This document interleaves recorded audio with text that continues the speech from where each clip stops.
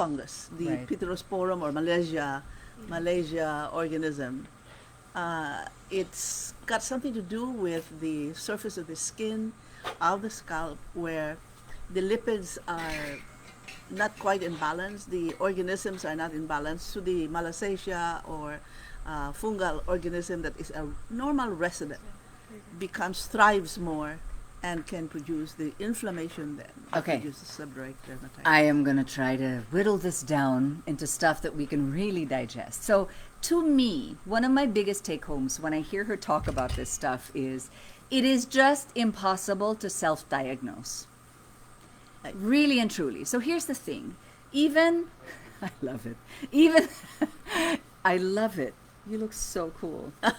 Seriously. So the light is so I bright. know, but I mean, I I'm not love- complaining, Lord. Keep it up. But and it's bright. And excuse or not, you just look badass. I think you look great. So truly, so many, even for specialists in the skin, even for dermatologists, misdiagnoses can happen, and not because they're stupid or badly trained, but because the skin, the care of the skin, happens to have so many possible diagnoses, and many of them look very, very similar. Someone asked earlier about keratosis pilaris, and we tend to get this question so much.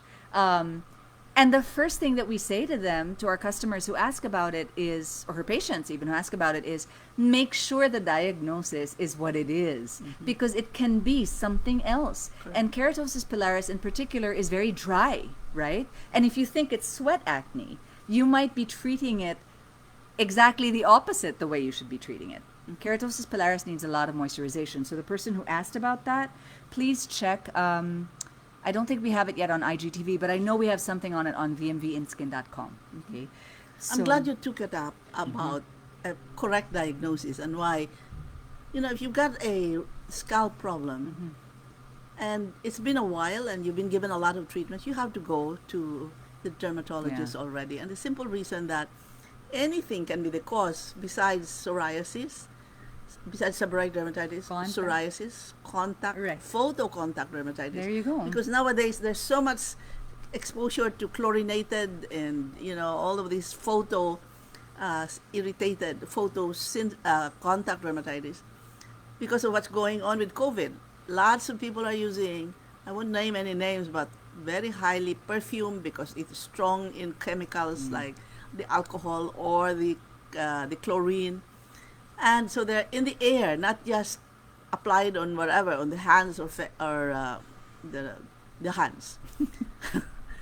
These are photosensitive chemicals. Right. And if your hair is a little on the thin side and short side, or in men who are bald, for instance, that can really produce an irritation in the scalp that anybody might call, oh, that's dandruff or seborrheic dermatitis, but it is contact or photocontact Right. So dermatitis. again, don't self-diagnose, especially when something is chronic, right? Because a lot of times, I mean, I grew up in Manila and I grew up in the States. And anytime you had flaking anything, it was like, dandruff, that's it, right? It may not be. It might be, or, it could be a fungal condition. It could be seborrheic dermatitis or an inflammation. It could be a reaction to products that you're using that have fragrance, dyes, preservatives. It could be a reaction to disinfectants like bleach that we're using now so much because of the pandemic. It could be a bunch of things. It could be psoriasis. It could be other things. So especially if something is particularly chronic, do see a dermatologist. And I wanted to add to this, dermatologists, I've grown up around them and I know so many of them. And honestly, the ones I love the most are the ones that take the most thorough histories. So if your doctor is asking the most repetitive and voluminous number of questions, all you do is you can't hug them now. You say, thank you, I love you. Because they do need to ask so many questions. What is your job? Do you wear a helmet? Do you tend to wear, because of, let's say, your culture or religion, do you tend to wear a head wrap? Is the head wrap brightly colored? Do you wash it in perfumed laundry soap? All these things might have an impact on your scalp and your hair. Let me give you an example. Yesterday, I'm the chair of a residency program in Manila, and it's called Skin and Cancer Foundation. So the resident was making a case report And at the end of it, this particular, what was diagnosed as psoriasis or atopic dermatitis, psoriasis, was finally, no, I'm correct. It was diagnosed by the resident because they have to they go through the history, the physical examination, and all that, and finally the diagnosis was atopic dermatitis, and the patient was not responding to anything, and so the question was, is it time already to give one of these new biologics for atopic dermatitis? So then at the end of all of that, I said, number one, before we go to treatment, how correct is our diagnosis? Is it really atopic dermatitis? Mm-hmm. And I said, okay, like when did it begin? And they said, oh, right from almost immediately after delivery. I said, okay, there you go already. Mm-hmm. Atopic dermatitis, the cells that, the B cells that produce the chemicals that bring out the inflammation, is not mature enough until at least almost 3 months old. So you don't get to say atopic dermatitis until 3 months. Anything that starts earlier is probably seborrheic dermatitis or irritation from the chemicals that is flowing everywhere. I have one baby right now who's 3 months old, but began to have these irritations at age 1. Okay, so maybe we'll do another live stream on babies. But for now, this is the importance of diagnosis, right? This is why you have to see a dermatologist. Very quickly, I want to get to some questions that we're getting. Minatay91, I love the handle. Are there ways to fix toenail darkening due to tight-fitting shoes? Don't And wear we love our products. tight-fitting shoes. I'm sorry. Don't wear tight-fitting shoes. Remember, by the way, that one of the skin manifestations of COVID, even before it becomes symptomatic, is urticaria, then petechiae, meaning Sorry, do you know what urticaria is? Those are the hives, like they're raised, like swollen bumps, but they're not oozing. Often they can be itchy. hives is Yeah. another name for it. Yeah, urticaria. And the thing is that another one is petechiae, tiny little dots. Another one is like, when you get the flu, you feel rashy and itchy here and there. But then, blue nails, more large, what we call ecchymosis on the toes, they've also been reported, although that's already in the more serious. But in the milder forms, Is that because of lack of oxygen already? it's because of the fact that the blood becomes a little bit more thickened, and so it's easy for the vasculitis occurs. Okay, interesting. Right. But so for the nails and tight-fitting shoes, in general, you probably shouldn't wear tight-fitting shoes anyway. Two sizes bigger. But it doesn't do a lot It of depends good upon the for socks you. you're wearing. Right. But so my daughter does ballet, so you can imagine her toes get a lot of abuse. And classic among ballerinas is toe shoes, point shoes, right? There's just all this banging. So you Right. look at ballerina feet, and the toes, there's a lot of dead toenails and a lot of issues. It's no joke. What I think I would add to that, in addition to maybe loosening up the shoes and maybe wearing sandals, is take care of your feet. At night, feel free to rub a moisturizer on them that maybe has virgin coconut oil and monolaurin to deal with potential fungal issues, and also to get blood circulating. It's also a nice moment of self-care to get the heels as well. That's always a good Let thing. me tell you what I sometimes tell patients who do not have the money to buy a new pair of shoes already, because I flippantly said, get a bigger one. So what I tell them, because they can't afford a pair of shoes, they have one that is really good, but it's tight. What I tell them is slit the side of the shoe at the end, and that will help expand it so that your feet are not like that and expanded forward, but it therefore expands sideways, and they can get away with that. Just a practical solution for those of you who may be out of a job because this is going on all over the world nowadays. Hey, we do what we got to do, people. So, yeah. So, okay. Slit it and allow it. A follow-up question also from Minatay is, going on the UV light for drying gel polish, does it actually have to go on the nails? So here's the thing. If in the morning before you leave your house, or just as part of your morning skin regimen, you put your sunscreen on already and you get your hands, then it's already there. Yeah. Right? So when you do your manicure and your UV light, at least you have that protection already. It shouldn't futz with your polish. Right. It shouldn't.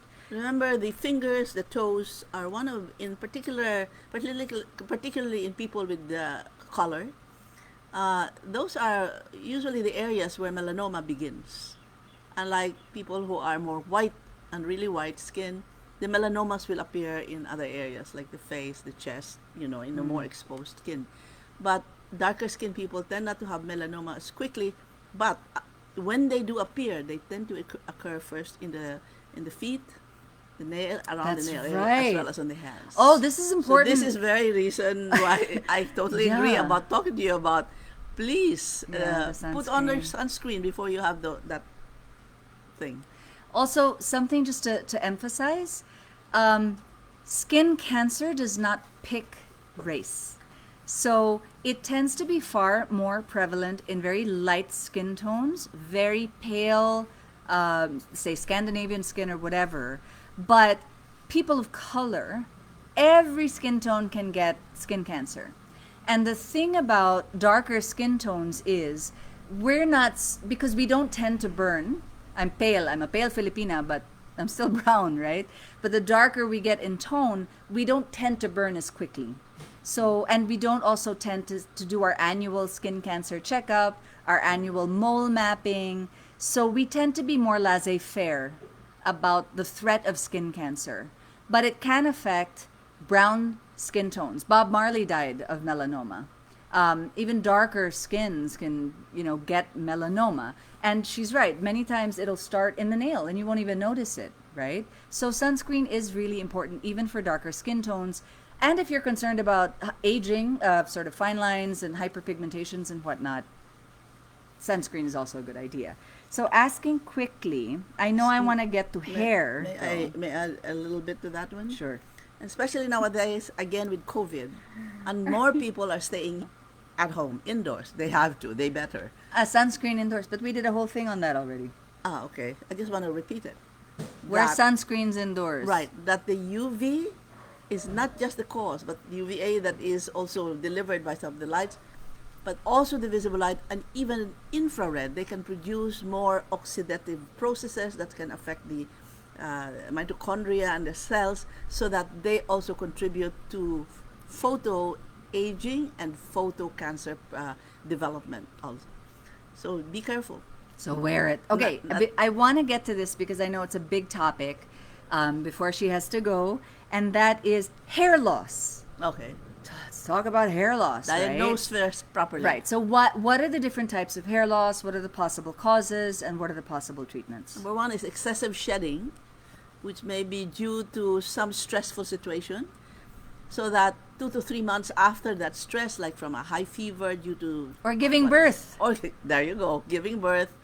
Or some serious event in the family that really stressed you out. Anxiety, Right? stress, maybe Yeah. trauma. Right. About 2 to 3 months after, the hairs will shed off in lots of it, but there are no round spots. They're just shedding. Right. So it's no patches. There of are no hair patches loss. of It's hair just loss at all. Lots of shedding. Right. That's So- telogen effluvium. Yes. There you go. Very Yee, good. I love it. She got A on that I win one. a prize. I get a cookie. So that's telogen effluvium, very common, by the way, especially nowadays with all of the serious things that are going on at any 2020 level of is no society. joke, people. Right. Really. 2020, Jesus Christ. Okay. So that's one, common, very common. Another one is alopecia areata, and those are again stress Sorry. invoked usually. So going back to telogen effluvium, really what it is you basically have to wait, correct? Yeah, be relaxed, meditate. De-stress. Yeah. Be Because stress free. it's really funny the way when I first heard about it, I thought it was so cute because the way I imagined it in my mind is the hair follicles were like they were like stressed to just paralyzed with fear. And then when you get back to normal, the fever goes away, the trauma is dealt with, you're dealing with your mental health, then they start to relax. Yeah. And then they just go back to producing hair. Right. That's So- right. This is correct. Yeah.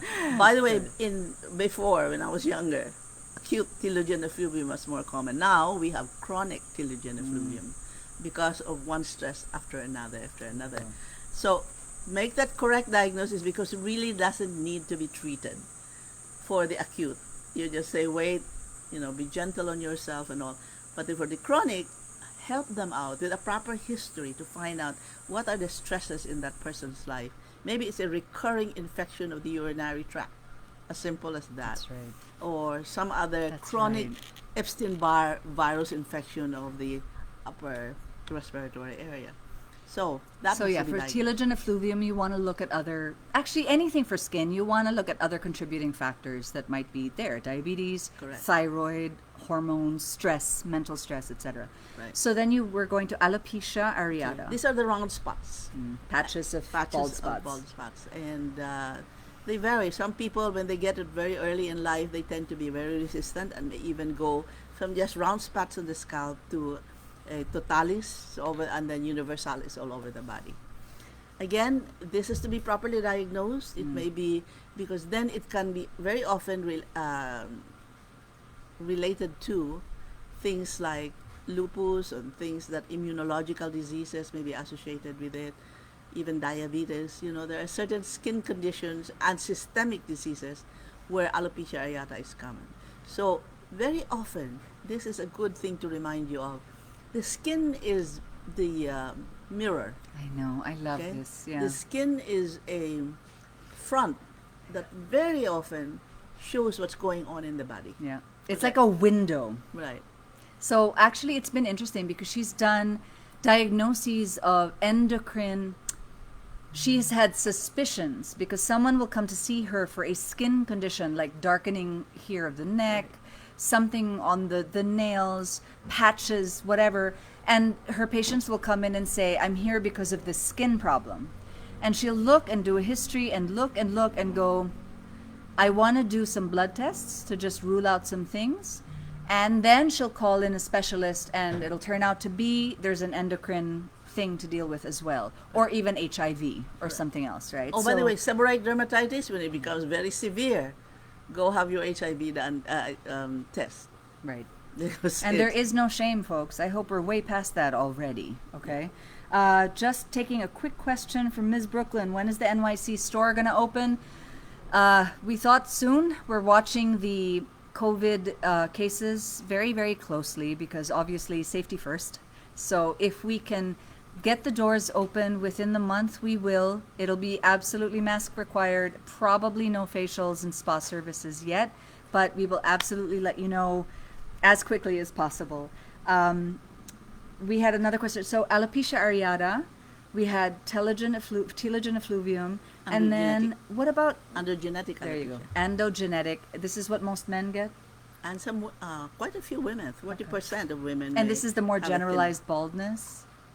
No, it What can is be this? mild to more generalized. What it is that the androgenetic alopecia in men and women have the same kind of cause. It has something to do with the receptor of the androgen and all that into the hair follicle. Okay, but it's because women have more estrogens. Their alopecia areata has a different pattern. For men, the pattern is typical. We don't even make, for that one, you don't really make very serious diagnostic, unless it's very, very mild. But it's the front hairline begins to recede, okay? And then And the that's back, not like mine. Huh? I just have a really, really big forehead because my brain is that big. because you're my daughter. There you go. It's from our family, so all love Okay. here. And it starts here to thin out, then it recedes here. And sometimes it just stays like that. But the others, it becomes more and more, and so the whole area becomes bald. So for telogen effluvium, basically you wait for the trauma to pass if it's like birth or a fever, an infection, or you deal with the trauma. You talk to a therapist, get back to mental health and de-stressing, and that can help the follicles sort of relax and start producing again. For alopecia areata, you want to rule out secondary contributing systemic diseases, correct? Right. Otherwise, is there anything that can be done for Oh, that yeah. and for androgen? Your dermatologist will, depending upon whether they're just a few lesions, will do injections, will do maybe oral medications to get rid of it. And then when it's really generalized, then you really, you have to really see a proper dermatologist who can help you out with that. Okay. But There are things with that can be one or done. two, they respond very well to just injection with steroids. There you go. There was a question also from Ruth. Does the hair shed from the Sorry, the question's from Ruth. And the question is, does About the the hair root. shed from the root Yes. or does it break? That's a different thing. That's Yeah. not telogen effluvium. It sheds in telogen effluvium. And in these other ones. Yeah, you have a hair follicle matrix cell. You know, at the very bottom of that follicle is where, and in the mantle is where the hair follicle germ cells are. So there are three phases of hair growth. There's what we call the anagen growth, which is anywhere from 2 to 6 years that the hair just keeps on growing so that it has to be cut every month or every 2 months. That's the anagen phase, growth phase. Then it goes to a very short catagen phase of about 2 weeks, maybe a little bit more, and then immediately goes into rest. Okay. Just like us, our hair follicles, germ cells, want to rest for about 2 to 3 months, 2 to 4 months. And then after that, the hair follicle now, which has become a little bulb there at the very bottom, it then begins to grow, and then it's able to form now that hair that goes out. So no, it's not a cutting off. That's due to trauma. This one is due to actual biological. Right. The responses follicle of the hair. itself is like, no, I'm not in the mood. Whereas hair breakage is in the shaft. Fracture. It's a fracture in the shaft. Right. So that you need more moisture for Yeah. sure. And that can be due to either Heat treatments. no? heat treatments or using too much of these curlers and rollers, and so unprotected, hair that is growing out, So it's mostly due to physical trauma that you Right. get that from the things that you do. We have a pre-question here that came in earlier, which was, how should I care for my bald head? Depends. Soap, usually, shampoo, moisturizer, what? Yeah, you should use the mildest because, especially as you grow older, you usually take drugs that are photosensitizers. And so that would mean the overhead light or in the car or walking can make your scalp red. And it's not from the shampoo or conditioner. Perhaps it might be just from the drugs that you're taking that makes your scalp, because it's so barren, photosensitive. So, for the way it is, therefore, what you do is apply a sunscreen also to your to the areas of the scalp Yeah. that are bald. So that helps protect you. Also, if I may add, your bald head is skin. So Yeah. anything that can happen to any other skin on your body can happen to your bald head. Right. Meaning hyperpigmentation, Mm-hmm. irritations, allergic reactions, all of that can happen. Holy moly, that's the time. Okay, I have And to then- let her go soon. I'm sorry. Yes. Also, contact dermatitis is very common on that bald scalp. Exactly. And especially like if you wash your sheets, your bed sheets in fragranced laundry detergent, that might be an issue when you're sleeping, right? We have a question about nail psoriasis. I know you mentioned psoriasis can first manifest on the nails, but is there just psoriasis that is isolated to the nails? Very rare, but I have seen one case actually. There you go. Just the nail, nothing else developed on the other parts of the body. Fantastic. So what is athlete's foot? I think it's named after athletes because they normally sweat and use rubber shoes, which can be an irritant as well, and the sweating, which is another irritant. But it's really fungal, no? It's a It's fungal secondary condition. to a fungus infection. So antifungals would I probably want to be show a good you my idea. nails.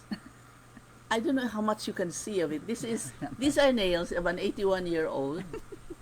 And I don't use any biotin. I don't use any of those vitamins because there's really no good evidence that it's, I just reviewed the 2020 most recent publications on meta-analysis of studies on biotin, by the way, for hair and for nails, whether it's topically applied or drunk.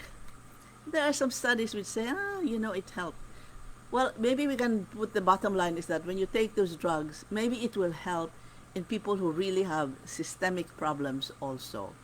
It helps because there's something to do with the enzymes and all that.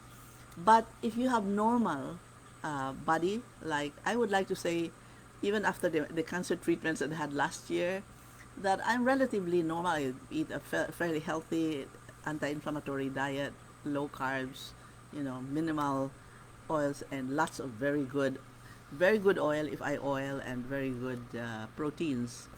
So vegetables and a little bit of fruits to minimize also my carbs. But look at these nails. My last treatment with chemotherapy was, we should have that as a subject, by Yeah, the way. we should do skin for Skin people undergoing chemotherapy. Oh, That's a that great I idea. would love to talk about that. And please comment about anything else you'd like us to feature on these lives, okay? But yes, Anyway, we'll do that. there are no fissuring, Okay. there's no scraping. Because we have little time. I want to get Okay, to some another questions that just came in. Okay. One, I have very sensitive scalp and curly, thick hair. I'd like to try the curly girl method. Can I use your shampoo and conditioner? She won't know about the curly girl method. I've been reading about it because of my daughter. Yeah. Yes, absolutely. The main thing about curly hair, Here to she remember Here she is that curly hair can get very dry very quickly. You want to make sure you don't shampoo it every day, and a lot of moisture. So what she does now, actually, she doesn't shampoo it every day. She uses superwash in our conditioner, Yeah. but she also uses our virgin coconut oil and does this. Yes. I'm not hurting you, am I? No. Okay, so she does that pretty much every day to Yes. keep it nourished, and the curls look great. There are some things with the curly girl method, particularly how they talk about silicones. The biggest thing that we found that's a little scientifically is the idea that silicones build up and are therefore a pain for curly hair, because as they build up, then you need more clarifying shampoos, which tend to be drying. Two things there. Silicones are actually more like alcohols in the sense that they evaporate quickly. They're not drying. They evaporate quickly, and they give hair a really nice slide, which actually helps with detangling. So that's sort of off. And the other thing is not all clarifying shampoos are really drying. Superwash, for example. So yes, the short answer to that. Sorry, one last thing that I know she needs to answer. I want to answer that one. Okay. May I just add? Yeah. The hair, you must remember, is actually, remember I told you about the three, the medulla, the cuticle, and the cortex. They actually have oil, and it's the oil either coming from inside and going upwards or from the sebum. That oil part of the cuticle and the cortex, they are the ones that make your hair glossy and nice and no flyaway and all that. What happens with certain shampoos, which are they strip the oil, that comes with all of the traumatic things that we do to hair. That needs more oil, and this is why the using of the virgin coconut oil, which are nice, straight, I talked about this before, they're medium size compared to the long of the polyunsaturated. And because they're saturated, they really form nice palisades on the follicle, and makes that hair more hydrophobic. Okay. So, any comments regarding waxing or plucking? This is from Sharon. Armpit and leg hairs. How about laser hair removal? Are they safe? For what? Waxing, plucking, leg and hair. As long as you And go armpit to a hair. dermatologist who really knows how to use the So proper this is for laser. settings for lasers. The thing about laser, guys, remember, is particularly if you have brown skin, even pale brown skin like me, hyperpigmentation is always a risk. So make sure you go to a doctor who understands phototherapies, particularly for brown skin, to reduce the risk of hyperpigmentation. But laser hair removal totally works. In terms of waxing and plucking, that's physical trauma to the follicle, right? And to the skin. It can be done better or worse. And it's temporary. It'll come back. It'll come back. For waxing, I would just encourage you, obviously, go to an expert who is very good, so it's not too hot. We don't cause more inflammation that is needed, more irritation that is needed, not fragranced, etc. Sugaring is a great option because it's cold. And again, just avoid something with allergens. And immediately after, if you can put an anti-inflammatory like virgin coconut oil or monolaurin or red better to really bring that down. Okay, so then, is castor oil good for growing back? I really have to let you go after this. Is castor oil good for growing back or thickening the eyebrows? I haven't seen clinical studies on that. Castor oil, again, I'm very I'm a rogue when it comes to coconut oil. Castor oil is a very long chain polyunsaturated oil also. So it's good because it's oily, but when you compare it with coconut oil and what it does for healing, contributed by the fatty acids that are just right and that are actually contributory towards the development of any cell membrane that is made of lipids. Lipid bilayer is what it's called. So yeah, so not Yeah. quite. Okay. I would How prefer to coconut avoid oil. dry and brittle hair. You do need the conditioner every day. VCO can certainly help avoid irritants and allergens and treatments. Post TAH BSO procedure. Hair loss and skin breakout. Do you know what that is? Post TAH/BSO. TAH, trans what? I don't, if you That can seems just, like a longer discussion and probably to I'll have look it with up your and then dermatologist. Also we can talk because about it. your entire case would need to Excuse be me. looked at. Okay, guys, I have to let her go. I know she has all this research and whatever, and I'm going to stay a little bit and answer other VMV related questions that I can. But we're going to see her next week. Okay, bye everybody. Take care. I will do your shout outs to your doctors You for can you. tell them, take care, yeah. Take care, stay home unless you really have to go out. And when you go out, wear a mask. VCO Monolaurin. There you go. Okay, thanks, Mom. Thank you, Love Larry. you. Okay. Bye-bye. All right, very quickly, guys. If you abnormal hysterectomy, okay, yeah. So that's the kind of thing. You might have particularities in your case that your OBGYN and dermatologist might want to talk about together. What my mother does sometimes with such cases, like she has some cases where HIV positive, and or let's say have involved the endocrine system, she will usually cross consult with the other specialist to try to take care of the patient. So maybe this is time to get your dermatologist and your OB/GYN to speak together. So there, for the most part, like I said, a lot of the same stuff, stay healthy. You see how mental stress really has so much to do with your hair and scalp health. You see how so many skin conditions can be one thing or another. So it's really a good idea not to self-diagnose and to see a doctor, particularly if it's a very chronic condition. Very chronic scalp flaking can be just dry scalp, or it can be already seborrheic dermatitis. It can be contact dermatitis. It can be psoriasis. It can be indicative of other things, as can different types of hair loss, as can different things manifesting themselves on your nails. So a suggestion already is to do a live stream with her about the different skin conditions the different systemic conditions that the skin can give you a hint about, which I think is very interesting. So there, in a nutshell, if you would like any of our products, you can shop them at vmvhypoallergenics.com internationally or .ph in the Philippines. We do have several specials on now. If you have had a patch test, you can DM us here or private message us on Facebook or write us on the website. Share your patch test results with us, and we can customize recommendations for you based on your particular patch test results and even cross-reactants. We'll be here again Friday next week, 9 a.m. Philippines, which is Thursday evening, 9 p.m. Eastern Standard Time. And all replays are in VMV Hypoallergenics on Instagram, in IGTV, and on Facebook, and on our YouTube channel. And let us know, please, in the comments what other live streams you'd like for us to do while I have my mom here, and I can grab her for about an hour while she's really busy with research and stuff. And if you'd like a teleconsultation with her, same thing, DM us, PM us, and we'll make that happen for you. Or other doctors at the VMV Skin Research Center and clinics. Don't forget to follow us on Instagram, Facebook, subscribe to emails. I am very game to talk about anything from cocktails to skin to, humanity and equal rights and stuff at Laura@VMV on Instagram. Thank you. Have a glorious weekend. Stay safe and healthy and love yourselves and de-stress and stuff. Bye, everybody. Thank you for joining us. See ya.